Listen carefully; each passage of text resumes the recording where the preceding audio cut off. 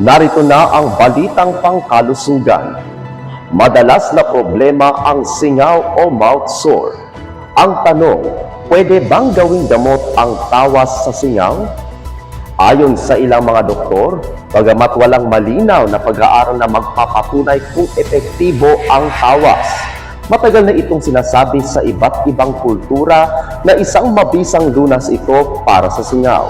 Wala rin namang side effect ang paggamit ng tawas para sa singaw, kaya maaari nating subukan ito. Mura ito at maaaring umepekto bilang paraan para mawala ang singaw. Kung gagamit ng tawas, maaaring gumamit ng pulbos o powder o isang piraso ng kristal na tawas at ilagay o ipatong ito sa bahagi ng dila, lalamunan o bibig na may singaw. Huwag lunukin ang tawas. Pagkatapos ilagay ang tawas sa loob ng 10 hanggang 15 minuto, imumog ito. Maaari itong gawin ng 2 beses sa isang araw.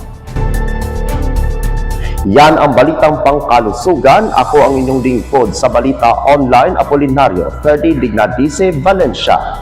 Laging tandaan na dapat ingatan ang ating katawan dahil ang kalusugan ay kayamanan.